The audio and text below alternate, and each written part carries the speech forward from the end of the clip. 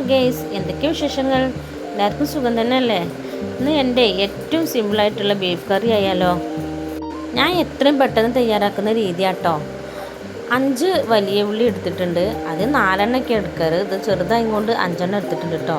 പിന്നെ കറിവേപ്പില, തക്കാളി, പച്ചമുളക്. തക്കാളി ഞാൻ 3 എടുത്തിട്ടുള്ളൂ. പിന്നെ എരിവ് കൂടണ്ടാച്ചിട്ട് 3 പച്ചമുളക് എടുത്തിട്ടുള്ളൂ കേട്ടോ. മുളക് പൊടിയും കുരുമുളക് പൊടിയൊക്കെ കൂട്ടുന്നതല്ലേ, അപ്പം അത്ര മതി. പിന്നെ നാരങ്ങ പച്ച കേട്ടോ, അത് പിഴിഞ്ഞിട്ട് അതിൻ്റെ നീരെടുക്കുക. അതെന്തിനാണെന്നോ, ഇറച്ചി പെട്ടെന്ന് നന്നായിട്ട് വേവും. പിന്നെ ഇഞ്ചി, വെളുത്തുള്ളി, പിന്നെ വലിയ ജീരകം, ഇത് 3 പേസ്റ്റ് ആക്കി എടുത്തത്. പിന്നെ സവാള നന്നായിട്ട് ചെറുതായി കട്ട് ചെയ്തു, പച്ചമുളക് കൂടെ കട്ട് ചെയ്തിട്ടുണ്ട് കേട്ടോ.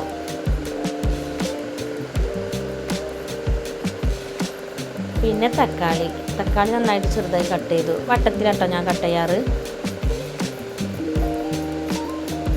പിന്നെ ബീഫ് 1 കിലോനാണേ.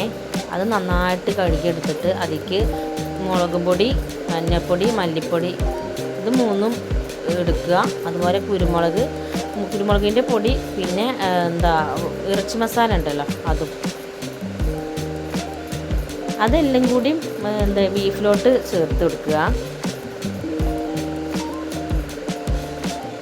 ഈ നാരങ്ങനീര് ചേർത്താൽ നല്ലതാട്ടോ. എന്താണെന്നോ, അത് ഇറച്ചി നന്നായിട്ട് പെട്ടെന്ന് വേവേ. ഇത് എല്ലാം കൂടി അങ്ങോട്ട് ചേർത്തിട്ട് കുറച്ച് വെളിച്ചെണ്ണ ഒഴിക്കണേ.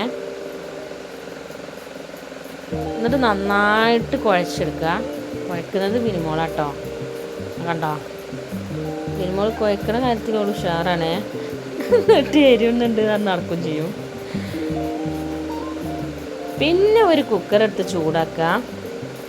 അതിലോട്ട് കുറച്ച് വെളിച്ചെണ്ണ ഒഴിച്ച് കൊടുക്കുക.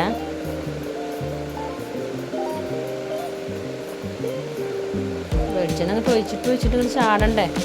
എന്നിട്ട് അതിലേക്ക് കുറച്ച് പെരിഞ്ചീരകം ഇട്ട് കൊടുക്കുക. അതുപോലെ കുറച്ച് ഉലുവ ഇട്ട് കൊടുക്കുക. എന്നിട്ട് കറിവേപ്പില ഇട്ടിട്ട് ഒന്ന് മൂത്ത് വരുമ്പോൾ സവാള ഇട്ട് കൊടുക്കുക. സവാളയും പച്ചമുളകും ഒപ്പം കട്ട് ചെയ്ത് വെച്ചത് അത് രണ്ടും ഇട്ട് കൊടുക്കുക. അത് നന്നായിട്ട് ഇളക്കുക. ഇതിങ്ങനെ വാട്ടാണ്ട് ഞാൻ ഉണ്ടാക്കാറുണ്ട് കേട്ടോ. ഇതിപ്പോൾ ഞാൻ വെറുതെ ഒന്ന് അങ്ങനെ ഉണ്ടാക്കിയെന്ന് തന്നെ ഉള്ളൂ. പക്ഷേ ഇത് സിമ്പിളാണേ, കൂടുതൽ നേരമൊന്നും വെക്കണ്ടല്ലോ. ഒന്നൊരു വാടി കിട്ടിയാൽ കുറച്ച് ഉപ്പ് ഇട്ടിട്ട് പിന്നെ തക്കാളി ഇട്ട് കൊടുക്കുക. എന്നിട്ട് നന്നായിട്ട് ഒന്നും കൂടി ഇളക്കുക.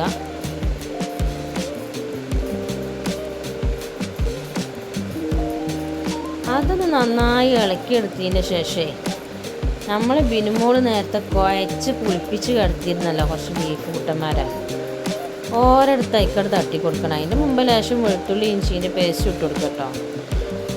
എന്നിട്ട് ബീഫ് നന്നായിട്ട് ഇട്ടെടുത്തിട്ട് നന്നായി ഇളക്കി കൊടുക്കുക.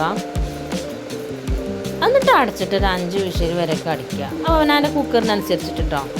എൻ്റെ കുക്കർ കുറച്ച് ഓൾഡ് ആയതുകൊണ്ടേ നന്നായിട്ട് അടിക്കാനേ വേണം.